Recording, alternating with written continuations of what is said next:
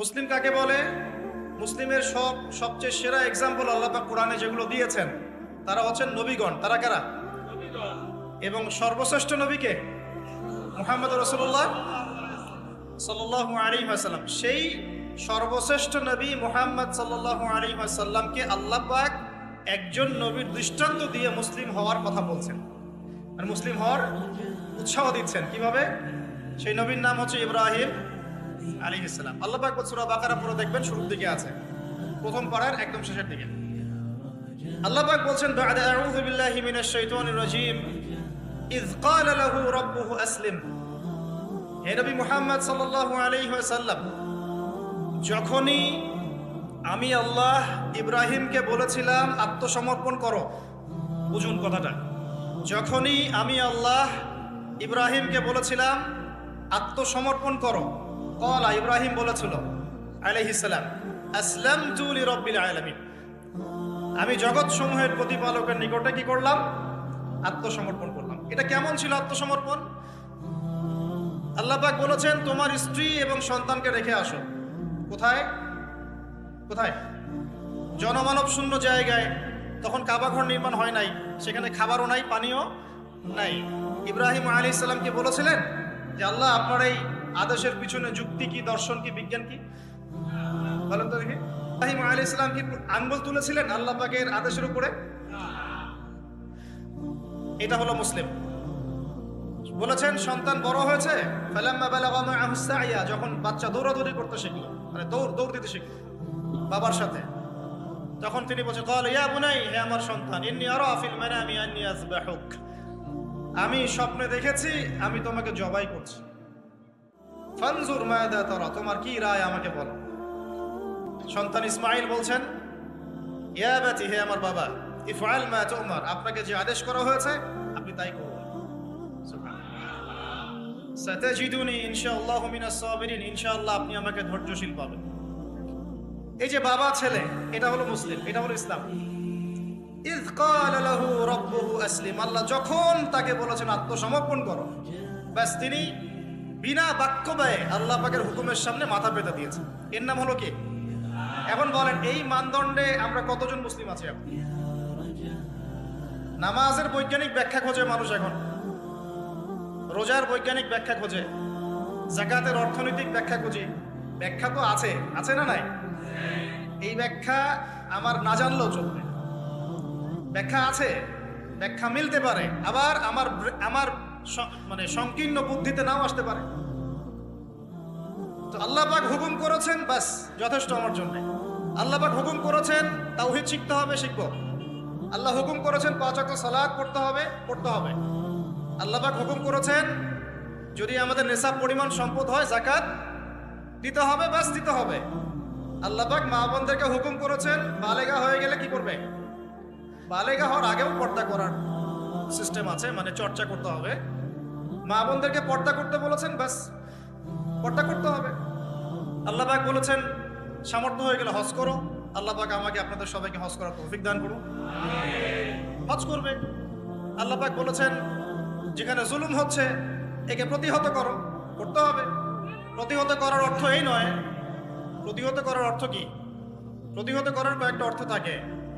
সামর্থ্য থাকলে হাত দিয়ে, সামর্থ্য থাকলে কি দিয়ে? আপনার কি সে সামর্থ্য আছে? বাস নাই। ওয়াইল্লাম ইয়াস্তাতি, যদি না পারো, ফাবি কি লিসানিহি, ফাবি লিসানিহি, জবান দিয়ে কথা বলেন। আপনার কথা বলার স্বাধীনতা নাই? আছে তো? সত্যি আছে? আচ্ছা আচ্ছা, তাহলে জবান দিয়ে বলবেন। তাহলে কি বলবেন? জবান দিয়ে বলবেন, যতদূর পারেন বলবেন। আর ওয়াইল্লাম ইয়াস্তাতি, যদি এটাও করতে না পারো তাহলে ফাবি কলবিহি, অন্তর থেকে ঘৃণা করো। ঘৃণা কি আছে? লিযালিকা আদওয়াফু মিনাল ঈমান, এটা হলো ঈমানের সবচেয়ে নিচু অংশ। এরপরে ঈমানের কোনো অংশ নাই। মানে অন্যায়, অবিচার, জুলুম, পাপাচার দেখেও যাদের মনের মধ্যে ঘৃণাও আসছে না, আমরা আর মুমিন নাই। সত্যি কথা, এটাই সত্য কথা। আমরা মানি আর না মানি, আল্লাহ পাকের শাস্তি আসার আগেই তওবা করে ফিরে আসা উচিত। আল্লাহ পাক তৌফিক দান করুন। তো ইসলাম বোঝাচ্ছিলাম যে দেখুন, যখন আল্লাহ পাকের যে হুকুম চলে আসবে তার সামনে আত্মসমর্পণ করার নাম কি? ব্যাস এই হলো ইসলাম। এখন বলেন সত্যিকার অর্থে আমাদের সমাজে এই সুবিধাবাদী মুসলিমদের সংখ্যা বেশি না প্রকৃত মুসলিমদের সংখ্যা বেশি? আল্লাহ পাক বলেছেন আমাদেরকে প্রকৃত মুসলিম হতে। আল্লাহ পাক দেখতে চান, এই সৃষ্টির উদ্দেশ্য কি? আল্লাহ দেখতে চান সবচেয়ে শ্রেষ্ঠ মুসলিম কারা। সুবহানাল্লাহ। আল্লাহ পাক আমাদেরকে শ্রেষ্ঠ মুসলিম হওয়ার তৌফিক দান। এখন এই কাজটা তো সহজ না। কাজটা কি সহজ? কাজটা কিন্তু এত সহজ না। তো কাজটাকে সহজ করার জন্য আমরা আল্লাহর তৌফিক কামনা করি। আল্লাহ পাক আমাদের সবাইকে তৌফিক দান। সর্বপ্রথম আল্লাহ পাক আমাদেরকে দান করুন আল্লাহ পাকের রহমত। আল্লাহ পাক আমাদেরকে দান করুন আল্লাহ পাকের মারেফত, আল্লাহ পাকের দ্বীনের বুঝ, নেক হায়াতের মধ্যে বরকত এবং সঠিক বেঠিক ভালো মন্দ বোঝার ক্ষমতা এবং হক চিনে গেলে তার উপর অটল থাকার তৌফিক। আল্লাহ পাক আমাদের সবাইকে এগুলো দান করুন। এখন আজকের যে কথাটা বলতে চাচ্ছি যে আমরা যদি আমাদের জীবনটা কাজে লাগিয়ে আল্লাহ পাকের রেজামতি হাসিল করতে চাই, সমকালীন ফিতনাময় প্রেক্ষাপটটা আরো কঠিন বেশি। আগের প্রেক্ষাপটটা যতটা কঠিন ছিল, আস্তে আস্তে প্রেক্ষাপট কি হচ্ছে? আরো কঠিন হচ্ছে।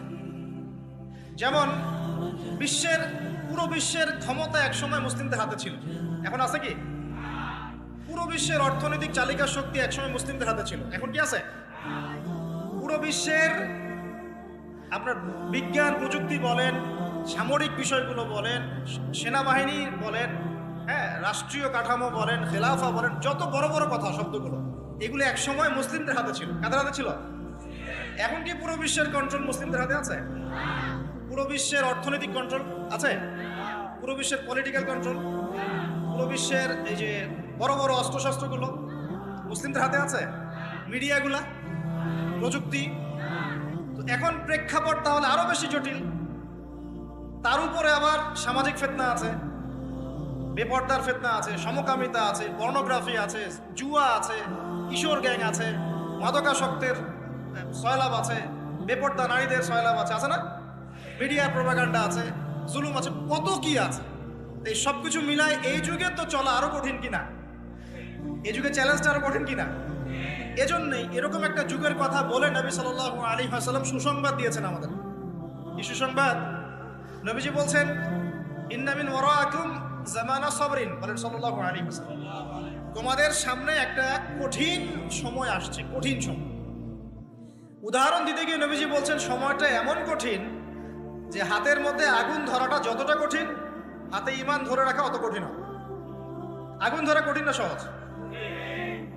আগুন ধরা কঠিন না সহজ? নিঃসন্দেহে কঠিন। তাহলে ঈমান ধরে রাখাটাও হবে ওই রকম কঠিন।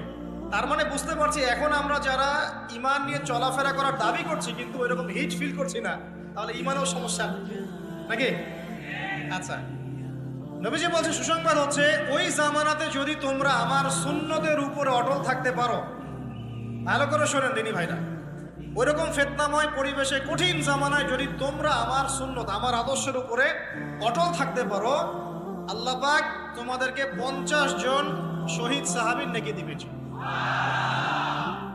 তাহলে আমাদের তো পথ পেয়ে গেলাম। আমরা কি এই সমাজ থেকে পালিয়ে যাব?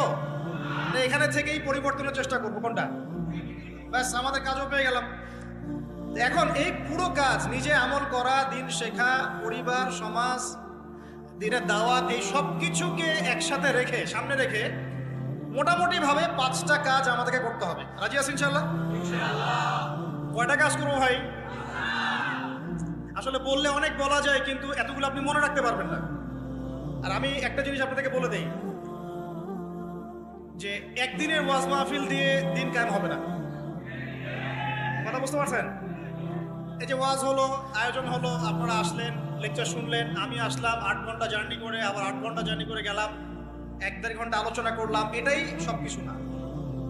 এখানে আপনাদের নিবেদিত প্রাণ কিছু ভাই তৈরি করতে হবে, যারা এখানে দিনের মেহনত করবেন, দাওয়াতের মেহনত করবেন, শিক্ষা প্রতিষ্ঠান গড়ে তুলবেন, একটা কমিউনিটি গড়ে তুলবেন। এক কথা, একটা ইসলামী কমিউনিটি গড়ে তুলবেন। এটা না হওয়া পর্যন্ত একদিনের মাহফিল দিয়ে কিচ্ছু হবে না। তা আপনারা কি একদিনের মাহফিল করতে চান না দিনের দাওয়াতের কাজ সারা জীবন করতে চান? কোনটা? আল্লাহ কবুল করুন। এই জন্যই বলেছি এবার আরো অনেক কথাই বলেছি, সামনে আরো শুনবেন ইনশাআল্লাহ, যে এই রাতের বেলা এই যে সারা রাত জেগে জেগে ওয়াজ করা, 11টা 12টা 1টা, হ্যাঁ, এই সুন্নতটা চেঞ্জ করতে হবে। এই সুন্নতটা কি করতে হবে? চেঞ্জ করতে হবে। সর্বোচ্চ রাত 10টা যথেষ্ট। কারণ হচ্ছে এখান থেকে যদি বাসায় যাই, রাস্তায় তো আমার 4-5-6 ঘন্টা চলে যাবে, রাতের ঘুম নাই। এভাবে যদি দিনের পর দিন কেউ রাতে না ঘুমায়, শরীর ভালো থাকবে? ওই রকম সতেজ মাথা নিয়ে কি দিনের কাজ করতে পারবো? আর আপনারা রাত জেগে জেগে ওয়াজ শুনলেন, ফজরের নামাজ নাই, লাভ হলো? এজন্যে এবার অনেক মাহফিল আমি নিজেও ক্যান্সেল করে দিয়েছি। ভাই মাহফিল আমি এভাবে করতে পারবো না, আল্লাহর রাস্তায় মাপ চাই। যদি বাদ জোহর বা বাদ আসর বলেন যেতে পারবো, তাহলে বাসায় গিয়ে রাত্রেবেলা এশার নামাজ পড়ে ঘুমানো যাবে, ফজরের পর থেকে পড়াশোনা করা যাবে। মানে সুন্নতের খেলাফ কোনো কাজ করে কিন্তু দিন কায়েম হবে না ইনশাআল্লাহ। আমি আশা করি অন্যান্য ওলামায়ে কেরামরাও এগুলো নিয়ে কথা বলবেন এবং আমাদের এই যে চলমান একটা রাত জাগার একটা খারাপ অভ্যাস, এটাকে দূর করতে হবে। এই জন্য 11টা ঠিক আছে, 11টা টাইম পারফেক্ট। তা আমরা ওই 5টা বিষয় শিখবো ইনশাআল্লাহ। তার আগে বলছিলাম একদিনের ওয়াজ দিয়ে কিচ্ছু হবে না, আপনাদের মধ্যে কিছু নিবেদিত প্রাণ মানুষ তৈরি করতে হবে। প্রত্যেকটা জায়গায় একটা করে দারুল ইলম মানে জ্ঞানের মার্কাজ দরকার। কিসের দরকার? এখানে মসজিদ, মাদ্রাসা, ঈদগাহ সব মিলে একটা ক্যাম্পাস থাকতে হবে। এখান থেকে দিনই ইলম শেখানো হবে, ছেলে মেয়েদেরকে দিন শিক্ষা দেওয়া হবে, মা বোনদের জন্য দিন শেখার ব্যবস্থা থাকবে, জেনারেল শিক্ষিত ভাইদের জন্য কোর্স থাকবে, দাওয়াতের মেহনত থাকবে। এভাবে যখন একটা কমিউনিটি গড়ে উঠবে তখন বাংলাদেশের মধ্যে আরো আমূল পরিবর্তন আসবে। আল্লাহ পাক আমাদের সবাইকে এই কথাগুলো বোঝার তৌফিক দান। তো কথা বললে ভাই অনেক কথা বলা যায়, মোটা দাগে 5টা আমাদের কর্তব্য এখন আল্লাহ পাক আমাদের সবাইকে করার তৌফিক দান করুন। এক নাম্বার হচ্ছে দুনিয়ায় সফল হতে, পরকালে আল্লাহ রেজামন্দি হাসিল করতে এবং দ্বীন ইসলামকে আল্লাহর জমিনে বিজয়ী করতে সর্বপ্রথম আমাদের ঐক্যবদ্ধভাবে যে কাজটা করতে হবে সেটা হলো আল্লাহর দ্বীনের জ্ঞান শেখা।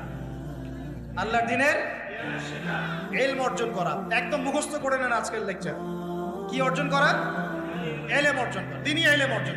আপনি দুনিয়াবি ইলমে ডক্টর, ইঞ্জিনিয়ার, পাইলট, ব্যারিস্টার, জজ যাই হন, দ্বীনি ইলম অর্জন করতে। আপনি যেই হন না কেন, যে কেউ হন না কেন, দ্বীনি ইলম আপনাকে অর্জন করতে। কতটুকু অর্জন করতে হবে? কতটুকু? যতটুকু অর্জন করলে আমি শিরক চিনতে পারি, তাওহীদ চিনতে পারি, আমি সুন্নত চিনতে পারি, বেদাত চিনতে পারি, আমি হালাল চিনতে পারি, হারাম চিনতে পারি, আমি হক চিনতে পারি, বাতিল চিনতে পারি, আমি ঈমান ভঙ্গের কারণ জানতে পারি, আমি ওযু, গোসল, নামাজ, ইকামত, হ্যাঁ, কালিমা, আমাদের এই যে বুনিয়াদী শিক্ষা, দ্বীন ইসলামের বুনিয়াদী শিক্ষা আমাকে অর্জন করতেই হবে। রাজি আছেন ইনশাআল্লাহ? বাংলাদেশের বহু মানুষ নামাজ ঠিক মতো পড়তে জানে না, বহু মানুষ ওযু করতে জানে না, বহু মানুষ ইস্তেনজাও করতে জানে না, আর বহু মানুষ কোরআন তেলাওয়াতও করতে জানে না।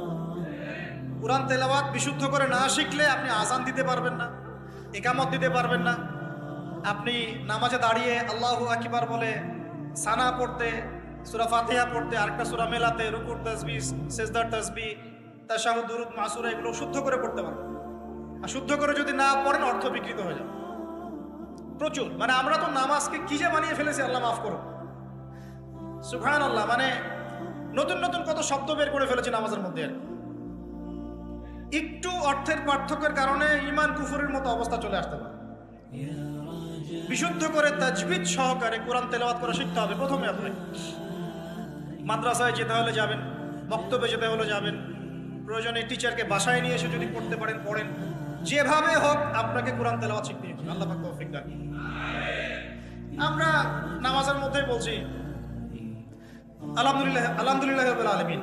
কি এটা? এটা কি পড়লেন মন্ত্র? আলহামদুলিল্লাহ রাব্বিল আলামিন এটা কি? আলহামদুলিল্লাহ, এই যে আলহামদু শব্দটা সঠিক করে উচ্চারণ করতে পারছেন না। আলহামদু মানে সমস্ত প্রশংসা আল্লাহর জন্য। আলহামদুলিল্লাহ সমস্ত প্রশংসা। আলহামদুলিল্লাহ কি?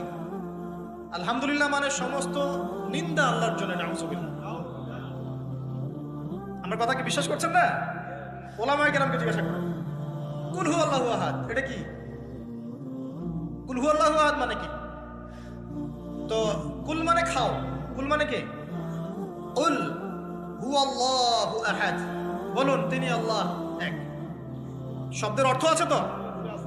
এখানে পেশাব করিবেন না, করিলে এত টাকা জরিমানা। কমাটা যদি নায়ের পরে নিয়ে বসাই তাহলে এখানে পেশাব করিবেন না করিলে। আপনারা কি মনে করেন যে আরবির এরকম সিকোয়েন্স নাই? বলছে কুলহু সূরা, সূরাটার নাম কি কুলহু? কুলহু বলে কোনো শব্দ আছে? কুল একটা শব্দ, হুয়া আলাদা শব্দ। কুল হুয়া আল্লাহু আহাদ, কুল হুয়াল্লাহু আহাদ। এই তো আমরা কত ভুল করি পদে পদে। সামি আল্লাহু লিমান হামিদা আছে না? সামি আল্লাহ, আল্লাহ তার কথা শোনেন। লিমান হামিদা, যে তার প্রশংসা করে, না যে আল্লাহর প্রশংসা করে আল্লাহ তার কথা শোনেন। এন্ড আমরা শব্দ বানিয়েছি সামি আল্লাহ হুলিমান হামিদা। হুলিমান হামিদা কি শব্দ? হুলিমান হামিদা বলে কোনো শব্দ আছে? সামি আল্লাহু লিমান হামিদা, সামি আল্লাহু লিমান হামিদা। তো এই যে পদে, আমি বলতে গেলে নামাজ দিয়ে রাত পার হয়ে যাবে।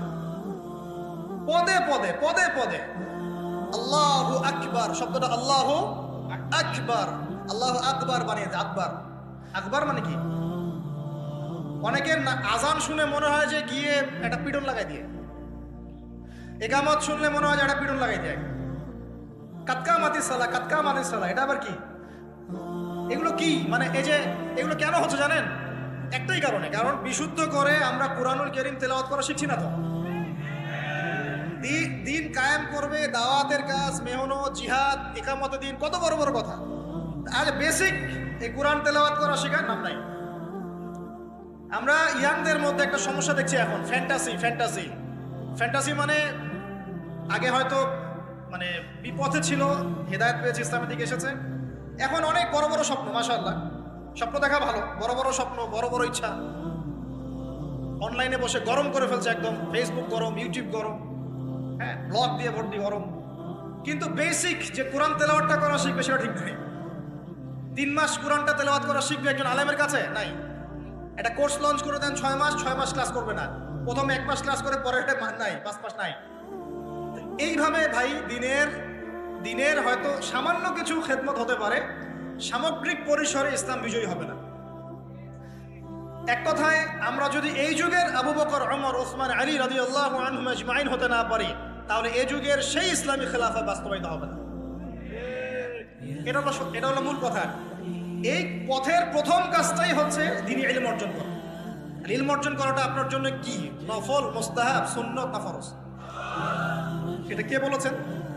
রাসূলুল্লাহ সাল্লাল্লাহু আলাইহি ওয়াসাল্লাম বলেছেন, তালাবুল ইলমি ফরিদাতুন আলা কুল্লি মুসলিম। তালাবুল ইলম মানে জ্ঞান অর্জন করা, ফরিদা ফরজ মানে কি? ফরজ মানে বাধ্যতামূলক। আলা কুল্লি মুসলিম, কুল্লি মানে কি? প্রত্যেক। কুল্লি মানে কি? কুল্লু মানে প্রত্যেক। প্রত্যেক মুসলমানের উপরে, প্রত্যেক মুসলমান যে মুসলমান দাবি করে নিজেকে, কালিমা পড়েছে, তার উপরে জ্ঞান অর্জন করা ফরজ করেছেন। আপনি কোরআন তেলাওয়াত না শিখে থাকতে পারবেন না, তো এটা আপনার উপর ফরজ করা হয়েছে। নামাজ কি পড়ছেন, কি বলছেন, এটা আপনাকে শিখতে হবে, তো এটা ফরজ করা হয়েছে। আজান দেওয়া শিখতে হবে, ইকামত দেওয়া শিখতে হবে, ইমামতি করার যোগ্যতা অর্জন করতে হবে। এই মালয়েশিয়ার একটা ভালো জিনিস দেখলাম যে ওখানে প্রাইমারি লেভেল থেকে, মানে স্কুল লেভেল থেকেই এই মাদ্রাসা এবং মানে জেনারেল এটা আলাদা করে করে কোনো প্যাটার্ন করা নাই, এটা একসাথেই প্যাটার্নটা করে দেয়। মানে আপনি স্কুলে ভর্তি হলে, স্থানীয় স্কুলে বা কলেজে যেভাবে তারা সিস্টেম করেছে, ইসলামের বুনিয়াদী শিক্ষাটা বাধ্যতামূলক শিখতে হবে। যে কেউ, তাদের সিভিলিয়ানদের মধ্যে যে কেউ ইমামতি করতে পারে, মাশাআল্লাহ। এটা আমাদের করা উচিত ছিল না? আমরা কি মুসলিম প্রধান দেশের অধিবাসী না? আমরা জোর দাবি জানাই যে শিক্ষা ক্ষেত্রে একটা আমূল পরিবর্তন নিয়ে আসতে হবে ইনশাআল্লাহ। একদম প্রাইমারি লেভেল থেকে ইসলামিক শিক্ষাকে আমাদের দেশে বাধ্যতামূলক করা হোক। মাদ্রাসা শিক্ষা মাদ্রাসায়, আবার সেকুলার শিক্ষাতে, এই দুদিকে চলছে। তাহলে একজন ব্যক্তি যে এই যে স্কুলে ভর্তি হলো, আপনার ছেলে এখানে 10 বছর পড়বে, এসএসসি পরীক্ষা দিবে, এইচএসসি, তারপরে অনার্স মাস্টার্স, এই 20 বছরে ইসলামটা শিখবে কি? যতটুকু শিখছে এই শিক্ষাটা তো প্র্যাকটিক্যালি প্রয়োগ করতে পারছে না। এই জায়গা থেকে যখন কেউ উঠে আসছে তখন সে তো উম্মার দায়িত্ব নিতে পারছে না। তাহলে ব্যাপারটা কি এমন যে আমরা এদিকে শুধু দুনিয়ার চর্চা করব আর মাদ্রাসা লাইনে যারা পড়ে তারা দিনের চর্চা করবে? দিন চর্চা করার, দিন পালন করার, প্রচার প্রসারের আমাদের কোনো অধিকার নাই? তাহলে এই শিক্ষাটা অর্জন করলে কি আমরা কি সবাই কি খারাপ হয়ে যাব? আমরা যদি ইসলামিক শিক্ষা শুরু থেকে দেওয়ার চেষ্টা করি বাচ্চাদেরকে, প্রাইমারি লেভেল থেকে, আমাদের বাচ্চারা কি নষ্ট হয়ে যাবে? এই জিনিসটা আল্লাহ পাক আমাদের সমস্ত ঊর্ধ্বতন কর্তৃপক্ষদেরকে বোঝার তৌফিক দান। আল্লাহ পাক আমাদের ঊর্ধ্বতন কর্তৃপক্ষদেরকে এই বিষয়টা বোঝার তৌফিক দান যে ইসলামী শিক্ষায় কল্যাণ ছাড়া অকল্যাণ কিছু নাই। এখানে যদি অন্য ধর্মাবলম্বী কেউ থাকেন, সে তার ধর্ম চর্চা করবে, কোনো সমস্যা? আমরা আমাদের ধর্ম শিখবো ইনশাআল্লাহ। তো এই জিনিসটা আমাদের বুনিয়াদী শিক্ষা। এখন যদি আপনি না পারেন, এখন আপনার কাছে ওই পাওয়ার নাই, ক্ষমতা নাই, ইমপ্লিমেন্টের সুযোগ নাই, তাহলে কি করবেন? তাহলে এখন যে আপনি 20 বছর পড়াশোনা করে ফেলেছেন জেনারেল লাইনে, এখন কি করবেন? এখন আপনার জন্য কিছু অপশন খোলা আছে। এক, স্থানীয় বরেণ্য ওলামায়ে কেরাম যারা আছেন তাদের সাথে পরামর্শ করে সিলেবাস তৈরি করে নিয়ে পড়াশোনা করুন, এটা একটা অপশন। 2, আপনারা কিছু দিনই ভাই ব্যাচ করে ওলামায়ে কেরামের কাছে গিয়ে একটা করে কিতাব শেষ করেন। 2, 3, অনলাইনে কিছু কোর্সেস চলছে, এই কোর্সেসগুলো করতে পারেন, কাজে দিতে পারে। তবে অনলাইনে কোর্স অফলাইনের মতো হয় না। অফলাইনে ওস্তাদদের সামনে বসে যে পড়াশোনা, এটা অনলাইনে পাবেন না, ঠিক আছে? অথবা আপনার যদি সুযোগ থাকে তাহলে প্যাটার্ন চেঞ্জ করে এই প্যাটার্নে যেতে হবে। এগুলো ছাড়া তো আপনার সামনে কোনো অপশন খোলা নাই। যে আমরা যদি মাদ্রাসাগুলোতে এবং আমাদের শিক্ষা প্রতিষ্ঠানগুলোতে জেনারেলদের জন্য আরবির কোর্স আর মাদ্রাসা শিক্ষার্থীদের জন্য জেনারেল কোর্স রাখি, তাহলে উভয়ে শিক্ষিত হতে পারবে। মনে করেন এই ভাই মাদ্রাসায় পড়েছেন, মাশাআল্লাহ, তিনি মাদ্রাসার সব জ্ঞানই রাখেন আলহামদুলিল্লাহ, কিন্তু সায়েন্স শিখতে পারেন নাই, নামাজ শিখতে পারেন নাই, ওযু শিখতে পারেন নাই। এখন এই ভাইকে কি করবেন? এই ভাইকে ইসলামিক কিছু ডিপ্লোমা কোর্সের আওতায় আনতে হবে, এনে অফলাইন বা অনলাইনে শিক্ষা দিয়ে তাকেও মানুষ করে গড়ে তুলতে হবে। এই তো যদি আমরা চিন্তা করি, আমরা চিন্তা করতে হবে আমাদেরকে জাতি নিয়ে, বড় বড় কথা বলতে হবে না তো। যুব সমাজের এখন যে অবস্থা, আপনি সামনে একটা ভয়ঙ্কর বিকলাঙ্গ যুব সমাজ দেখতে পারবেন। মস্তিষ্ক বিকৃত হয়ে গেছে এদের মোবাইল ফোন দিয়ে।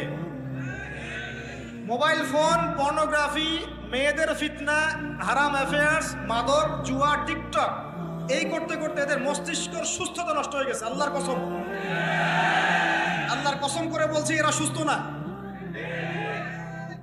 একটা চিত্র খুব কমন দেখতে পারবেন, 10টা-20টা ছেলে গোল হয়ে বসে আছে ফোন নিয়ে, সবার মনোযোগ নিচের দিকে। ওয়ার্ল্ডে কি হচ্ছে, আসমানে কি হচ্ছে, জমিনে কি হচ্ছে, কোথায় মুসলিমদের উপর বোম পড়লো, কোনো ফিকিরই নাই। আপনি মনে করেছেন যে এই যুব সমাজ আগামীতে দেশের হাল ধরবে? আমি হলফ করে বলতে পারি কোনোদিন দেশের উপকার করতে পারবে। আপনি নষ্ট করে ফেলছেন যুব সমাজকে, নষ্ট করে ফেলছেন। এদেরকে সুস্থতার দিকে নিয়ে আসতে হলে ইসলামী শিক্ষার কোনো বিকল্প নাই, নামাজের কোনো বিকল্প নাই। এদেরকে সামাজিক কাজে লাগিয়ে দিতে হবে, সোশ্যাল কাজে, সামাজিক উন্নয়নমূলক কাজে, এই যে মানবতা সেবামূলক কাজে, প্র্যাকটিক্যাল কিছু কাজে, কিছু বানাও, কিছু করো, সায়েন্স নিয়ে ঘাটাঘাটি করো, কিছু প্রযুক্তি উদ্ভাবন করো, তোমরা কিছু করো। দেখেন আমরা যত কিছু ব্যবহার করি সব কিছু কিন্তু ইহুদি খ্রিস্টানদের। এই যে আমি যে মাইকে কথা বলছি, মাইকে ইসলামের বড় বড় কথা বলছি, এই মাইকটাও দেখা যাবে যে মুসলমান তৈরি করে নেয়। তাহলে এটা কি কাম্য ছিল? আর এই বিশ্বের যত শিক্ষার বুনিয়াদ, এই বুনিয়াদী শিক্ষা দিয়েছে মুসলিমরা। বিশ্বাস না করলে খালি আপনি 1200 বছর ইতিহাসটা পড়ে দেখেন। ইবনে সিনার নাম শুনেছেন? চিকিৎসা বিজ্ঞান দাঁড়িয়ে আছে ইবনে সিনার উপরে, নাম শুনে নেই? জাবির ইবনে হাইয়ারের নাম শুনেছেন? এই কেমিস্ট্রি না থাকলে আপনি ওষুধ তৈরি করতে পারবেন না। কেমিস্ট্রি না থাকলে কি পারবেন না? মেডিসিন তৈরি করতে পারবেন না। এটা দাঁড়িয়ে আছে কেমিস্ট্রি জাবির ইবনে হাইয়ারের উপরে, যে কি ইউরোপে বলে গ্যাবর ইবনে হাইয়ার। এরকম নাম প্রচুর আছে। আপনি এই যে ম্যাথামেটিক্সের কথা বলেন, জ্যোতির্বিদ্যার কথা বলেন, তারপরে প্রাণীবিদ্যার কথা বলেন, এই রক্ত সংবহন যন্ত্রের কথা বলেন, এক একটা সাবজেক্ট ধরে ধরে দেখেন, সবগুলার গোড়ার মধ্যে আমাদের মুসলিম মনীষীদের অবদান আছে। এমনকি এই যে পুরো বিশ্বের যে দর্শনগুলো চলছে, যত দর্শন, ফিলোসফিক্যাল থটস, আমরা ফিলোসফি পড়েছি, এই ফিলোসফিগুলোর গোড়ায় গিয়ে আপনি দেখবেন সব মুসলিম দার্শনিকদের নাম লেখা আছে। আমরা ইমাম গাজালির নাম জানি না, ইবনে রুশদের নাম জানি না। হ্যাঁ, আমরা অনেক কিছু জানি না, আসলে আমরা শেকড় ভুলে গেছি। বিশ্বাস করেন, আমরা এই যে প্রযুক্তি, মোবাইল ফোন, টিকটক, মেয়েদের পিছনে ঘুরতে ঘুরতে, অ্যাফেয়ার, বাইক চালানো, আমরা আমাদের জীবনের লক্ষ্যই ভুলে গেছি। আল্লাহ পাক আমাদের যুব সমাজকে তাদের জীবনের লক্ষ্য বোঝার তৌফিক দান করুন। ভাই, আল্লাহ পাক আপনাকে এমনি এমনি সৃষ্টি করেন নাই, আমাকে এমনি এমনি সৃষ্টি করেন নাই। আল্লাহ পাক চান আমাদের কাছে আমরা যেন তার দ্বীনের জ্ঞান অর্জন করি এবং এই জ্ঞান অনুযায়ী আমল করি। এই আমলটা সমাজে ছড়িয়ে দেই, ইসলামের দাওয়াতের মেহনত ছড়িয়ে দেই, যাতে একটা সময় হলেও যেন আল্লাহর জমিন, আল্লাহর দ্বীন কায়েম। এটা আল্লাহ পাক চান আমাদের কাছে। আল্লাহ পাক আমাদেরকে এই জন্য সৃষ্টি করেন নাই যে একটা মেয়ের জন্য আত্মহত্যা করে ফেলবে না। একটা মোবাইল ফোন একটা মেয়েকে কিনে দিয়েছেন, তার জীবন নষ্ট করে ফেলবে। যে বাবারা মেয়েদেরকে ফোন কিনে দিয়েছেন, জীবন নষ্ট করে ফেলছে এবং তার মাধ্যমে আরো 10টা ছেলেরও জীবন নষ্ট করেছে। আর সত্যি কথা বলছি, এখন আমরা তো ঢাকা শহরে থাকি, মানে এখানে ছেলেদের চেয়ে মেয়েরা বেশি পথ। হ্যাঁ, খুব ভালো লাগে ওদের। কি ভালো লাগে? একটা ছেলের সাথে বাইকে করে ঘুরবে, টাকা খসাবে, এখানে ওখানে ডেট করবে, এগুলোতে খুব মজা পায়। এগুলোর জন্য কি তাকে সৃষ্টি করা হয়েছে? আপনি বলেন, এই মেয়েদেরকে আপনি যখন ঘরে নিয়ে আসবেন, আমি নারী বিদ্বেষী কথা বলছি না, নারীদেরকে আমরা অনেক অনেক সম্মান করি, অনেক শ্রদ্ধা করি। আর আমাকে জন্ম দিয়েছেন একজন নারী, আমাকে দিনের পথে চলতে আত্মবিশ্বাস যোগায় পিছন থেকে ঘরের নারী যোগায় কি না? আমার নিজের কন্যা সন্তান আছে, আমরা মেয়ের বাবা। কিন্তু এখন যে টিকটক জেনারেশন মেয়েদেরকে আপনি তৈরি করছেন, ফোন হাতে তুলে দিয়ে ডেটিং করছে, বাইকের পিছনে ছেলের সাথে ঘুরছে, এখানে ওখানে ফ্রি ওপেন সেক্স করছে, কোনোদিন ধর্ষণের শিকার হচ্ছে, এই মেয়েদেরকে ঘরে নিয়ে আসার পরে এদের গর্ভ থেকে কি আপনি ইসমাইলের মতো সন্তান পাবেন? এদের সাথে তোমরাও দেখা যায় যে অনেক সময় প্রেম করতে ভালো লাগে, এই মেয়েদেরকে কেউ বিয়ে করবে না। এ ধরনের নারীদের সাথে মানুষ প্রেম করতে মজা পায়, কেউ সম্মান করে বিয়ে করতে চায় না। করলেও দেখবেন 2-1 বছরের মধ্যেই নাই সেই সময় গায়েব। তো অনেক দূর চলে আসলাম, এত দূর আসতে চাইনি, কথার পিঠে চলে আসলো যে সমস্যা হচ্ছে গোড়ায় আমরা আমাদের যুবক যুবতী, আমাদের ছেলে মেয়েদেরকে দিনই বুনিয়াদি ইসলামী শিক্ষা দিচ্ছি না। এটা শিক্ষা দেওয়ার দায়িত্ব প্রত্যেক পিতার, প্রত্যেক মাতার। সে মাদ্রাসায় পড়ুক আর জেনারেল লাইনেই পড়ুক, আপনাকে শিক্ষা নিশ্চিত করতে হবে। কিভাবে করবেন এই হেডেক এখন আপনার, আমার আর হেডেক নাই, আমি দিয়ে দিলাম হেডেক আপনার। এই হেডেকটা আমার মাথায় ছিল, আপনাকে দিয়ে দিলাম, আপনি চিন্তা করেন কিভাবে করবেন। এখন পারলে অফলাইনে করেন, তাহলে অনলাইনে করেন। অনলাইনে আচ্ছা, আলোচনা চলে আসছে, একটা কথা বলে দিই, অনলাইনে অনেক রকম কোর্সেস চলছে। তবে আমি নিয়াত করেছি ইনশাআল্লাহ, আমি আরো কয়েকজন ওলামায়ে কেরামদের সাথে পরামর্শ করেছি এবং এখনো করে যাচ্ছি। কমপক্ষে বরেণ্য 8 থেকে 10 জন স্কলার বা আলেমদেরকে নিয়ে অনলাইনে ইনশাআল্লাহ আমরা একটা মাদ্রাসা খুলবো ইনশাআল্লাহ। এটা অফলাইন না, অনলাইন মাদ্রাসা। আমি নাম দিয়েছি তহা জিন্নুরাইন ইসলামিক অনলাইন মাদ্রাসা। আমি দোয়া করি আল্লাহর কাছে, আল্লাহ পাক যেন এই মাদ্রাসাকে কবুল করেন। এর ওসিলা করে আল্লাহ পাক লক্ষ লক্ষ কোটি কোটি যুবককে দ্বীনের জ্ঞান শেখার তৌফিক দান, যুবতীদেরকে দান করেন, আমাদের ছোট ছোট সোনামণিদেরকে দান করেন। যারা অফলাইনে দিন শিখতে পারছে না, আল্লাহ যেন অনলাইনে শেখার তৌফিক দান। তো এখানে বেশ কয়েকটা লেভেলে বেশ কয়েকটা কোর্স লঞ্চ করা হবে ইনশাআল্লাহ। যেমন বাচ্চাদের জন্য বুনিয়াদি নুরানি কোর্স। আপনার বাচ্চা আছে ছোট, 4 বছর 5 বছর বয়স, ভর্তি করাই দিলেন, নুরানি কোর্স করুন, কুরআন তেলাওয়াত করা শিখুন। এরপরে একটা হিপসের কোর্স, আপনি অনলাইনেই হিপস করবেন। যাদের বয়স 10 বছর হয়ে গেছে, 12 বছর 15 বছর, অনলাইনে হিপস করবেন। আপনি চলে আপনার বয়স যদি 30-40 হয়, আপনিও করতে পারবেন, আপনার ব্যাচটা আলাদা হবে। এরপরে হচ্ছে আমাদের জেনারেল ভাইদের জন্য, জেনারেল শিক্ষিত তিনি ভাইদের জন্য ইসলামিক ডিপ্লোমা কোর্স। এটা কেমন? এখানে 4-5টা লেভেল থাকবে। লেভেল 1 মনে করেন, এখানে আপনার বুনিয়াদি জিনিস, আপনার আকীদা, আপনার কোরআন তেলাওয়াতের জ্ঞান, আপনার দৈনন্দিন জিকির আজকার, নামাজ, আপনার হাদিসের মধ্যে ফয়জুল কালামের মতো বই, ঠিক আছে, ইসলামের ইতিহাস, তারপরে ফিকহের মধ্যে ফিকহুল মুয়াসসার এই ধরনের বই, মানে প্রাথমিক বুনিয়াদি যে জ্ঞানটুকু মাদ্রাসা দেয়া হয় এটা ইনশাল্লাহ শিখবেন। মুসলিম কাকে বলে? মুসলিমের সবচেয়ে সেরা এক্সাম্পল আল্লাহ পাক কোরআনে যেগুলো দিয়েছেন তারা হচ্ছেন নবীগণ। তারা কারা?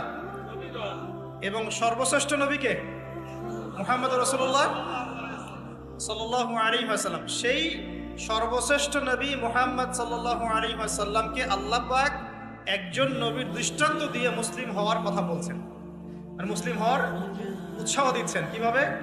সেই নবীর নাম হচ্ছে ইব্রাহিম আলাইহিস সালাম। আল্লাহ পাক সূরা বাকারা পুরো দেখবেন, শুরুর দিকে আছে, প্রথম পারার একদম শেষের দিকে। আল্লাহ পাক বলছেন, বা'দা আউযু বিল্লাহি মিনাশ শাইতানির রাজীম, ইয ক্বালা লাহু রাব্বুহু আসলিম। হে নবী মুহাম্মদ সাল্লাল্লাহু আলাইহি ওয়াসাল্লাম, যখনই আমি আল্লাহ ইব্রাহিমকে বলেছিলাম আত্মসমর্পণ করো, বুঝুন কথাটা, যখনই আমি আল্লাহ ইব্রাহিমকে বলেছিলাম আত্মসমর্পণ করো, ক্বালা ইব্রাহিম বলেছিল আলাইহিস সালাম, আসলামতু লিরাব্বিল আলামিন, আমি জগৎ সমূহের প্রতিপালকের নিকটে কি করলাম? আত্মসমর্পণ করলাম। এটা কেমন ছিল আত্মসমর্পণ? আল্লাহ পাক বলেছেন, তোমার স্ত্রী এবং সন্তানকে রেখে আসো। কোথায়? কোথায়? জনমানব শূন্য জায়গায়। তখন কাবা ঘর নির্মাণ হয় নাই, সেখানে খাবারও নাই, পানিও নাই। ইব্রাহিম আলাইহিস সালামকে বলেছিলেন যে আল্লাহ, আপনার এই আদেশের পিছনে যুক্তি কি, দর্শন কি, বিজ্ঞান কি? বলেন তো দেখি। ইব্রাহিম আলাইহিস সালাম কি আঙ্গুল তুলেছিলেন আল্লাহ পাকের আদেশের উপরে? এটা হলো মুসলিম। বলেছেন সন্তান বড় হয়েছে, ফালাম্মা বালাগা মাআহু সাইয়া, যখন বাচ্চা দৌড়াদৌড়ি করতে শিখলো, মানে দৌড় দিতে শিখলো বাবার সাথে, তখন তিনি বলছেন, ক্বালা ইয়া বুনাই, হে আমার সন্তান, ইন্নী আরা ফিল মানামি আন্নী আযবাহুক, আমি স্বপ্নে দেখেছি আমি তোমাকে জবাই করছি। ফানজুর মাযা তারা, তোমার কি রায় আমাকে বলো।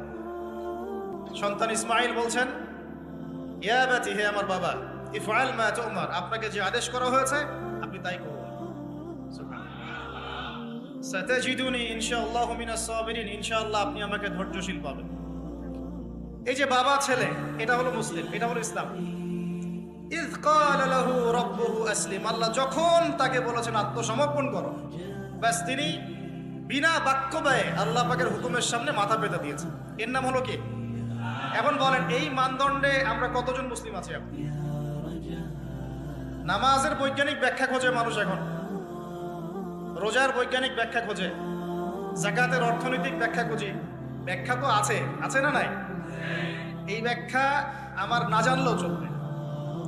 ব্যাখ্যা আছে, ব্যাখ্যা মিলতে পারে, আবার আমার মানে সংকীর্ণ বুদ্ধিতে নাও আসতে পারে। তো আল্লাহ পাক হুকুম করেছেন, বাস যথেষ্ট আমার জন্য। আল্লাহ পাক হুকুম করেছেন তাওহীদ শিখতে হবে, শিখব। আল্লাহ হুকুম করেছেন 5 ওয়াক্ত সালাত পড়তে হবে, পড়তে হবে। আল্লাহ পাক হুকুম করেছেন যদি আমাদের নেশাব পরিমাণ সম্পদ হয় যাকাত দিতে হবে, বাস দিতে হবে। আল্লাহ পাক মা বোনদেরকে হুকুম করেছেন বালেগা হয়ে গেলে কি করবে? বালেগা হওয়ার আগেও পর্দা করার সিস্টেম আছে, মানে চর্চা করতে হবে। মা বোনদেরকে পর্দা করতে বলেছেন, বাস পর্দা করতে হবে। আল্লাহ পাক বলেছেন সামর্থ্য হয়ে গেলে হজ করো। আল্লাহ পাক আমাকে আপনাদের সবাইকে হজ করার তৌফিক দান করুন, হজ করবে। আল্লাহ পাক বলেছেন যেখানে জুলুম হচ্ছে একে প্রতিহত করো, করতে হবে। প্রতিহত করার অর্থ এই নয়। প্রতিহত করার অর্থ কি? প্রতিহত করার কয়েকটা অর্থ থাকে। সামর্থ্য থাকলে হাত দিয়ে, সামর্থ্য থাকলে কি দিয়ে? আপনার কি সে সামর্থ্য আছে? বাস নাই। ওয়াইল্লাম ইয়াস্তাতি, যদি না পারো ফাবি কি লিসানিহি, ফাবি লিসানিহি, জবান দিয়ে কথা বলেন। আপনার কথা বলার স্বাধীনতা নাই? আছে তো? সত্যি আছে? মাশাআল্লাহ। আচ্ছা, তাহলে জবান দিয়ে বলবেন। তাহলে কি বলবেন? জবান দিয়ে বলবেন, যতদূর পারেন বলবেন। আর ওয়াইল্লাম ইয়াস্তাতি, যদি এটাও করতে না পারো তাহলে ফাবি কলবিহি, অন্তর থেকে ঘৃণা করো। ঘৃণা কি আছে? লিযালিকা আদআফু মিনাল ঈমান, এটা হলো ঈমানের সবচেয়ে নিচু অংশ। এরপরে ঈমানের কোনো অংশ নাই। মানে অন্যায়, অবিচার, জুলুম, পাপাচার দেখেও যাদের মনের মধ্যে ঘৃণাও আসছে না, আমরা আর মুমিন নাই। সত্যি কথা, এটাই সত্য কথা। আমরা মানি আর না মানি, আল্লাহ পাকের শাস্তি আসার আগেই তওবা করে ফিরে আসা উচিত। আল্লাহ পাক তৌফিক দান করুন। তো ইসলাম বোঝাচ্ছিলাম। দেখুন, যখন আল্লাহ পাকের যে হুকুম চলে আসবে তার সামনে আত্মসমর্পণ করার নাম কি? ব্যাস, এই হলো ইসলাম। এখন বলেন, সত্যিকার অর্থে আমাদের সমাজে এই সুবিধাবাদী মুসলিমদের সংখ্যা বেশি না প্রকৃত মুসলিমদের সংখ্যা বেশি? আল্লাহ পাক বলেছেন আমাদেরকে প্রকৃত মুসলিম হতে। আল্লাহ পাক দেখতে চান, এই সৃষ্টির উদ্দেশ্য কি? আল্লাহ দেখতে চান সবচেয়ে শ্রেষ্ঠ মুসলিম কারা। সুবহানাল্লাহ, আল্লাহ পাক আমাদেরকে শ্রেষ্ঠ মুসলিম হওয়ার তৌফিক দান। এখন এই কাজটা তো সহজ না। কাজটা কি সহজ? কাজটা কিন্তু এত সহজ না। তো কাজটাকে সহজ করার জন্য আমরা আল্লাহর তৌফিক কামনা করি। আল্লাহ পাক আমাদের সবাইকে তৌফিক দান। সর্বপ্রথম আল্লাহ পাক আমাদেরকে দান করুন আল্লাহ পাকের রহমত। আল্লাহ পাক আমাদেরকে দান করুন আল্লাহ পাকের মারেফত, আল্লাহ পাকের দ্বীনের বুঝ, নেক হায়াতের মধ্যে বরকত এবং সঠিক বেঠিক ভালো মন্দ বোঝার ক্ষমতা এবং হক চিনে গেলে তার উপর অটল থাকার তৌফিক। আল্লাহ পাক আমাদের সবাইকে এগুলো দান করুন। এখন আজকের যে কথাটা বলতে চাচ্ছি, যে আমরা যদি আমাদের জীবনটা কাজে লাগিয়ে আল্লাহ পাকের রেজামতি হাসিল করতে চাই, সমকালীন ফিতনাময় প্রেক্ষাপটটা আরো কঠিন বেশি। আগের প্রেক্ষাপটটা যতটা কঠিন ছিল, আস্তে আস্তে প্রেক্ষাপট কি হচ্ছে? আরো কঠিন হচ্ছে। যেমন পুরো বিশ্বের ক্ষমতা একসময় মুসলিমদের হাতে ছিল, এখন আছে কি? পুরো বিশ্বের অর্থনৈতিক চালিকা শক্তি একসময় মুসলিমদের হাতে ছিল, এখন কি আছে? পুরো বিশ্বের আপনার বিজ্ঞান প্রযুক্তি বলেন, সামরিক বিষয়গুলো বলেন, সেনাবাহিনী বলেন, হ্যাঁ, রাষ্ট্রীয় কাঠামো বলেন, খেলাফা বলেন, যত বড় বড় কথা শব্দগুলো, এগুলো একসময় মুসলিমদের হাতে ছিল। কাদের হাতে ছিল? এখন কি পুরো বিশ্বের কন্ট্রোল মুসলিমদের হাতে আছে? পুরো বিশ্বের অর্থনৈতিক কন্ট্রোল আছে? পুরো বিশ্বের পলিটিক্যাল কন্ট্রোল, পুরো বিশ্বের এই যে বড় বড় অস্ত্রশস্ত্রগুলো মুসলিমদের হাতে আছে? মিডিয়াগুলা, প্রযুক্তি। তো এখন প্রেক্ষাপট তাহলে আরো বেশি জটিল। তার উপরে আবার সামাজিক ফিতনা আছে, বেপর্দার ফিতনা আছে, সমকামিতা আছে, পর্নোগ্রাফি আছে, জুয়া আছে, কিশোর গ্যাং আছে, মাদকাসক্তের সয়লাভ আছে, বেপর্দা নারীদের সয়লাভ আছে, আছে না? মিডিয়ার প্রোপাগান্ডা আছে, জুলুম আছে, কত কি আছে। এই সব কিছু মিলায় এই যুগে তো চলা আরো কঠিন কিনা? এই যুগে চ্যালেঞ্জটা আরো কঠিন কিনা? এজন্যই এরকম একটা যুগের কথা বলে নবী সাল্লাল্লাহু আলাইহি ওয়াসাল্লাম সুসংবাদ দিয়েছেন আমাদের। কি সুসংবাদ? নবীজি বলছেন, ইন্না মিন ওয়ারাকুম জামানা সাবরিন, বলেন সাল্লাল্লাহু আলাইহি ওয়াসাল্লাম, তোমাদের সামনে একটা কঠিন সময় আসছে, কঠিন সময়। উদাহরণ দিতে গিয়ে নবীজি বলছেন সময়টা এমন কঠিন যে হাতের মধ্যে আগুন ধরাটা যতটা কঠিন, হাতে ঈমান ধরে রাখা অত কঠিন হবে। আগুন ধরা কঠিন না সহজ? আগুন ধরা কঠিন না সহজ? নিঃসন্দেহে কঠিন। তাহলে ঈমান ধরে রাখাটাও হবে ওই রকম কঠিন। তার মানে বুঝতে পারছি এখন আমরা যারা ঈমান নিয়ে চলাফেরা করার দাবি করছি কিন্তু ওই রকম হিট ফিল করছি না, তাহলে ঈমানেও সমস্যা নাকি? আচ্ছা, নবীজি বলছে সুসংবাদ হচ্ছে ওই জামানাতে যদি তোমরা আমার সুন্নতের উপরে অটল থাকতে পারো, ভালো করে শোনেন দিনী ভাইরা, ওইরকম ফিতনাময় পরিবেশে কঠিন জামানায় যদি তোমরা আমার সুন্নত, আমার আদর্শের উপরে অটল থাকতে পারো, আল্লাহ পাক তোমাদেরকে 50 জন শহীদ সাহাবীর নেকি দিবেন। তাহলে আমাদের তো পথ পেয়ে গেলাম। আমরা কি এই সমাজ থেকে এখন পালিয়ে যাব? না এখানে থেকেই পরিবর্তনের চেষ্টা করবো? কোনটা? ব্যাস, আমাদের কাজও পেয়ে গেলাম। এখন এই পুরো কাজ, নিজে আমল করা, দিন শেখা, পরিবার, সমাজ, দিনের দাওয়াত, এই সব কিছুকে একসাথে রেখে, সামনে রেখে মোটামুটি ভাবে 5টা কাজ আমাদেরকে করতে হবে। রাজি আছেন ইনশাআল্লাহ? কয়টা কাজ করবো ভাই? আসলে বললে অনেক বলা যায়, কিন্তু এতগুলো আপনি মনে রাখতে পারবেন না। আর আমি একটা জিনিস আপনাদেরকে বলে দেই, যে একদিনের ওয়াজ মাহফিল দিয়ে দিন কায়েম হবে না। কথা বুঝতে পারছেন? এই যে ওয়াজ হলো, আয়োজন হলো, আপনারা আসলেন, লেকচার শুনলেন, আমি আসলাম 8 ঘন্টা জার্নি করে, আবার 8 ঘন্টা জার্নি করে গেলাম, 1-1.5 ঘন্টা আলোচনা করলাম, এটাই সব কিছু না। এখানে আপনাদের নিবেদিত প্রাণ কিছু ভাই তৈরি করতে হবে, যারা এখানে দিনের মেহনত করবেন, দাওয়াতের মেহনত করবেন, শিক্ষা প্রতিষ্ঠান করে তুলবেন, একটা কমিউনিটি গড়ে তুলবেন। এক কথা, একটা ইসলামী কমিউনিটি গড়ে তুলবেন। এটা না হওয়া পর্যন্ত একদিনের মাহফিল দিয়ে কিচ্ছু হবে না। তা আপনারা কি একদিনের মাহফিল করতে চান, না দিনের দাওয়াতের কাজ সারা জীবন করতে চান? কোনটা? আল্লাহ কবুল করুন। এই জন্যই বলেছি এবার আরো অনেক কথাই বলেছি, সামনে আরো শুনবেন ইনশাআল্লাহ, যে এই রাতের বেলা এই যে সারা রাত জেগে জেগে ওয়াজ করা, 11টা 12টা 1টা, হ্যাঁ, এই সুন্নতটা চেঞ্জ করতে হবে। এই সুন্নতটা কি করতে হবে? চেঞ্জ করতে হবে। সর্বোচ্চ রাত 10টা যথেষ্ট। কারণ হচ্ছে এখান থেকে যদি বাসায় যাই, রাস্তায় তো আমার 4-5-6 ঘন্টা চলে যাবে, রাতের ঘুম নাই। এভাবে যদি দিনের পর দিন কেউ রাতে না ঘুমায়, শরীর ভালো থাকবে?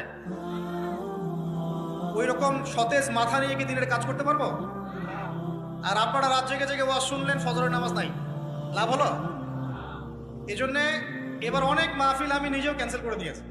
ভাই মাহফিল আমি এভাবে করতে পারবো না, আল্লাহর রাস্তায় মাপ চাই। যদি বাদ জোহর বা বাদ আসর বলেন খেতে পারবো, তাহলে বাসায় গিয়ে রাত্রেবেলা ঈশার নামাজ পড়ে ঘুমানো যাবে, ফজরের পর থেকে পড়াশোনা করা যাবে। মানে সুন্নতের খেলাফ কোনো কাজ করে কিন্তু দিন কায়েম হবে না ইনশাআল্লাহ। আমি আশা করি অন্যান্য ওলামায়ে কেরামরাও এগুলো নিয়ে কথা বলবেন এবং আমাদের এই যে চলমান একটা রাত জাগার একটা মানে খারাপ অভ্যাস, এটাকে দূর করতে হবে। এই জন্য 11টা ঠিক আছে, 11টা টাইম পারফেক্ট। তা আমরা ওই 5টা বিষয় শিখবো ইনশাআল্লাহ। তার আগে বলছিলাম একদিনের ওয়াজ দিয়ে কিচ্ছু হবে না, আপনাদের মধ্যে কিছু নিবেদিত প্রাণ মানুষ তৈরি করতে হবে। প্রত্যেকটা জায়গায় একটা করে দারুল ইলম মানে জ্ঞানের মার্কাজ দরকার। কিসের দরকার? এখানে মসজিদ, মাদ্রাসা, ঈদগাহ সব মিলে একটা ক্যাম্পাস থাকতে হবে। এখান থেকে দ্বীনি ইলম শেখানো হবে, ছেলে মেয়েদেরকে দিন শিক্ষা দেওয়া হবে, মা বোনদের জন্য দিন শেখার ব্যবস্থা থাকবে, জেনারেল শিক্ষিত ভাইদের জন্য কোর্স থাকবে, দাওয়াতের মেহনত থাকবে। এভাবে যখন একটা কমিউনিটি গড়ে উঠবে, তখন বাংলাদেশের মধ্যে আরো আমূল পরিবর্তন আসবে ইনশাআল্লাহ। আল্লাহ পাক আমাদের সবাইকে এই কথাগুলো বোঝার তৌফিক দান। তো কথা বললে ভাই অনেক কথা বলা যায়, মোটা দাগে 5টা আমাদের কর্তব্য এখন আল্লাহ পাক আমাদের সবাইকে করার তৌফিক দান করুন। এক নাম্বার হচ্ছে দুনিয়ায় সফল হতে, পরকালে আল্লাহ রেজামন্দি হাসিল করতে এবং দ্বীন ইসলামকে আল্লাহর জমিনে বিজয়ী করতে সর্বপ্রথম আমাদের ঐক্যবদ্ধভাবে যে কাজটা করতে হবে সেটা হলো আল্লাহর দ্বীনের জ্ঞান শেখা। আল্লাহর দ্বীনের ইলম অর্জন করা। একদম মুখস্থ করে নেন আজকের লেকচার। কি অর্জন করা? ইলম অর্জন করা, দ্বীনি ইলম অর্জন। আপনি দুনিয়াবি ইলমে ডক্টর, ইঞ্জিনিয়ার, পাইলট, ব্যারিস্টার, জজ যাই হন, দ্বীনি ইলম অর্জন করতে। আপনি যেই হন না কেন, যে কেউ হন না কেন, দ্বীনি ইলম আপনাকে অর্জন করতে হবে। কতটুকু অর্জন করতে হবে? কতটুকু? যতটুকু অর্জন করলে আমি শিরক চিনতে পারি, তাওহীদ চিনতে পারি, আমি সুন্নত চিনতে পারি, বেদাত চিনতে পারি, আমি হালাল চিনতে পারি, হারাম চিনতে পারি, আমি হক চিনতে পারি, বাতিল চিনতে পারি, আমি ঈমান ভঙ্গের কারণ জানতে পারি, আমি ওযু, গোসল, নামাজ, ইকামত, হ্যাঁ, কালিমা, আমাদের এই যে বুনিয়াদী শিক্ষা, দ্বীন ইসলামের বুনিয়াদী শিক্ষা আমাকে অর্জন করতেই হবে। রাজি আছেন ইনশাআল্লাহ? বাংলাদেশের বহু মানুষ নামাজ ঠিক মতো পড়তে জানে না, বহু মানুষ ওযু করতে জানে না, বহু মানুষ ইস্তেনজাও করতে জানে না, আর বহু মানুষ কোরআন তেলাওয়াতও করতে জানে না। কোরআন তেলাওয়াত বিশুদ্ধ করে না শিখলে আপনি আযান দিতে পারবেন না, ইকামত দিতে পারবেন না। আপনি নামাজে দাঁড়িয়ে আল্লাহু আকবার বলে সানা পড়তে, সূরা ফাতিহা পড়তে, আরেকটা সূরা মেলাতে, রুকুর তাসবিহ, সিজদার তাসবিহ, তাশাহুদ, দুরূদ, মাসুরা এগুলো শুদ্ধ করে পড়তে পারবেন। আর শুদ্ধ করে যদি না পড়েন অর্থ বিকৃত হয়ে যাবে প্রচুর। মানে আমরা তো নামাজকে কি যে বানিয়ে ফেলেছি, আল্লাহ মাফ করুন, সুবহানাল্লাহ। মানে নতুন নতুন কত শব্দ বের করে ফেলেছি নামাজের মধ্যে। একটু অর্থের পার্থক্যের কারণে ঈমান কুফরের মতো অবস্থা চলে আসতে পারে। বিশুদ্ধ করে তাজবিদ সহকারে কোরআন তেলাওয়াত করা শিখতে হবে প্রথমে। আপনি মাদ্রাসায় যেতে হলে যাবেন, বক্তব্যে যেতে হলে যাবেন, প্রয়োজনে টিচারকে বাসায় নিয়ে এসে যদি পড়তে পারেন পড়েন, যেভাবে হোক আপনাকে কোরআন তেলাওয়াত শিখতে হবে। আল্লাহ পাক তৌফিক দান। আমরা নামাজের মধ্যে বলছি আলহামদুলিল্লাহ, আলহামদুলিল্লাহি রাব্বিল আলামিন। কি এটা? এটা কি পড়লেন মন্ত্র? আলহামদুলিল্লাহি রাব্বিল আলামিন এটা কি? আলহামদুলিল্লাহ। এই যে আলহামদু শব্দটা সঠিক করে উচ্চারণ করতে পারছেন না। আলহামদু মানে সমস্ত প্রশংসা আল্লাহর জন্য। আলহামদুলিল্লাহ সমস্ত প্রশংসা। আলহামদুলিল্লাহ কি? আলহামদুলিল্লাহ মানে সমস্ত নিন্দা আল্লাহর জন্য। নাউযুবিল্লাহ। আমার কথা কি বিশ্বাস করছেন না? ওলামায়ে কেরামকে জিজ্ঞাসা করেন। কুল হু আল্লাহু আহাদ, এটা কি? কুল হু আল্লাহু আহাদ মানে কি? তো কুল মানে খাও, কুল মানে কি? কুল হু আল্লাহু আহাদ, বলুন তিনি আল্লাহ এক। শব্দের অর্থ আছে তো? এখানে পেশাব করিবেন না, করিলে এত টাকা জরিমানা। কমাটা যদি নায়ের পরে নিয়ে বসাই তাহলে এখানে পেশাব করিবেন না, করিলে। আপনারা কি মনে করেন যে আরবির এরকম সিকোয়েন্স নাই? বলছে কুলহু সূরা, সূরাটার নাম কি কুলহু? কুলহু বলে কোনো শব্দ আছে? কুল একটা শব্দ, হুয়া আলাদা শব্দ। কুল হুয়া আল্লাহু আহাদ, কুল হুয়াল্লাহু আহাদ। এই তো আমরা কত ভুল করি পদে পদে। সামি আল্লাহু লিমান হামিদা আছে না? সামি আল্লাহ, আল্লাহ তার কথা শোনেন। লিমান হামিদা, যে তার প্রশংসা করে, না যে আল্লাহর প্রশংসা করে আল্লাহ তার কথা শোনেন। এন্ড আমরা শব্দ বানিয়েছি সামি আল্লাহ হুলিমান হামিদা। হুলিমান হামিদা কি শব্দ? হুলিমান হামিদা বলে কোনো শব্দ আছে? সামি আল্লাহু লিমান হামিদা, সামি আল্লাহু লিমান হামিদা। তো এই যে পদে, আমি বলতে গেলে নামাজ দিয়ে রাত পার হয়ে যাবে। পদে পদে পদে পদে আল্লাহু আকবার শব্দটা আল্লাহু আকবার, আল্লাহু আকবার বানিয়েছে। আকবার, আকবার মানে কি? অনেকের আজান শুনে মনে হয় যে গিয়ে একটা পিটন লাগাই দিয়ে, একামত শুনলে মনে হয় যে একটা পিটন লাগাই দেয়। কাতকা মাতিস সালা, কাতকা মাতিস সালা, এটা আবার কি? এগুলো কি মানে? এই যে এগুলো কেন হচ্ছে জানেন? একটাই কারণে, কারণ বিশুদ্ধ করে আমরা কুরআনুল কারীম তেলাওয়াত করা শিখছি না। তো দিন কায়েম করবে, দাওয়াতের কাজ, মেহনত, জিহাদ, ইকামতে দিন, কত বড় বড় কথা। আজ বেসিক এই কোরআন তেলাওয়াত করা শেখার নাম নাই। আমরা ইয়াংদের মধ্যে একটা সমস্যা দেখছি এখন, ফ্যান্টাসি। ফ্যান্টাসি ফ্যান্টাসি মানে আগে হয়তো মানে বিপথে ছিল, হেদায়েত পেয়েছে, ইসলামের দিকে এসেছে। এখন অনেক বড় বড় স্বপ্ন, মাশাআল্লাহ। স্বপ্ন দেখা ভালো, বড় বড় স্বপ্ন, বড় বড় ইচ্ছা। অনলাইনে বসে গরম করে ফেলছে একদম, ফেসবুক গরম, ইউটিউব গরম, হ্যাঁ, ব্লগ দিয়ে ভর্তি গরম। কিন্তু বেসিক যে কোরআন তেলাওয়াতটা করা শিখবে সেটা ঠিক নাই। 3 মাস কোরআনটা তেলাওয়াত করা শিখবে একজন আলেমের কাছে নাই। একটা কোর্স লঞ্চ করে দেন 6 মাস, 6 মাস ক্লাস করবে না। প্রথমে 1 মাস ক্লাস করে পরে নাই, 5 মাস নাই। এইভাবে ভাই দিনের হয়তো সামান্য কিছু খেদমত হতে পারে, সামগ্রিক পরিসরে ইসলাম বিজয়ী হবে না। এক কথায় আমরা যদি এই যুগের আবু বকর, ওমর, ওসমান, আলী রাদিয়াল্লাহু আনহুম আজমাইন হতে না পারি, তাহলে এই যুগের সেই ইসলামী খেলাফত বাস্তবায়িত হবে না। এটা হলো মূল কথা। এই পথের প্রথম কাজটাই হচ্ছে দ্বীনি ইলম অর্জন করা। ইলম অর্জন করাটা আপনার জন্য কি? নফল, মুস্তাহাব, সুন্নত না ফরজ? এটা কে বলেছেন? রাসূলুল্লাহ সাল্লাল্লাহু আলাইহি ওয়াসাল্লাম বলেছেন, তালাবুল ইলমি ফরিদাতুন আলা কুল্লি মুসলিম। তালাবুল ইলম মানে জ্ঞান অর্জন করা। ফরিদা, ফরজ মানে কি? ফরজ মানে বাধ্যতামূলক। আলা কুল্লি মুসলিম, কুল্লি মানে কি? প্রত্যেক। কুল্লি মানে কি? কুল্লু মানে প্রত্যেক। প্রত্যেক মুসলমানের উপরে, প্রত্যেক মুসলমান যে মুসলমান দাবি করে নিজেকে, কালিমা পড়েছে, তার উপরে জ্ঞান অর্জন করা ফরজ করেছেন। আপনি কোরআন তেলাওয়াত না শিখে থাকতে পারবেন না, তো এটা আপনার উপর ফরজ করা হয়েছে। নামাজ কি পড়ছেন, কি বলছেন, এটা আপনাকে শিখতে হবে। তো এটা ফরজ করা হয়েছে। আজান দেওয়া শিখতে হবে, ইকামত দেওয়া শিখতে হবে, ইমামতি করার যোগ্যতা অর্জন করতে হবে। এই মালয়েশিয়ার একটা ভালো জিনিস দেখলাম যে ওখানে প্রাইমারি লেভেল থেকে, মানে স্কুল লেভেল থেকেই এই মাদ্রাসা এবং মানে জেনারেল, এটা আলাদা করে করে কোনো প্যাটার্ন করা নাই। এটা একসাথেই প্যাটার্নটা করে দেয়। মানে আপনি স্কুলে ভর্তি হলে, স্থানীয় স্কুলে বা কলেজে যেভাবে তারা সিস্টেম করেছে, ইসলামের বুনিয়াদী শিক্ষাটা বাধ্যতামূলক শিখতে হবে। যে কেউ, তাদের সিভিলিয়ানদের মধ্যে যে কেউ ইমামতি করতে পারে। মাশাআল্লাহ, এটা আমাদের করা উচিত ছিল না? আমরা কি মুসলিম প্রধান দেশের অধিবাসী না? আমরা জোর দাবি জানাই যে শিক্ষা ক্ষেত্রে একটা আমূল পরিবর্তন নিয়ে আসতে হবে ইনশাআল্লাহ। একদম প্রাইমারি লেভেল থেকে ইসলামিক শিক্ষাকে আমাদের দেশে বাধ্যতামূলক করা হোক। মাদ্রাসার শিক্ষা মাদ্রাসায়, আবার সেকুলার শিক্ষাতে, এই দুদিকে চলছে। তাহলে একজন ব্যক্তি যে এই যে স্কুলে ভর্তি হলো, আপনার ছেলে, এখানে 10 বছর পড়বে, এসএসসি পরীক্ষা দিবে, এইচএসসি, তারপরে অনার্স মাস্টার্স, এই 20 বছরে ইসলামটা শিখবে কি? যতটুকু শিখছে এই শিক্ষাটা তো প্র্যাকটিক্যালি প্রয়োগ করতে পারছে না। আর এই জায়গা থেকে যখন কেউ উঠে আসছে তখন সে তো উম্মার দায়িত্ব নিতে পারছে না। তাহলে ব্যাপারটা কি এমন যে আমরা এদিকে শুধু দুনিয়ার চর্চা করব আর মাদ্রাসা লাইনে যারা পড়ে তারা দিনের চর্চা করবে? দিন চর্চা করার, দিন পালন করার, প্রচার প্রসারের আমাদের কোনো অধিকার নাই?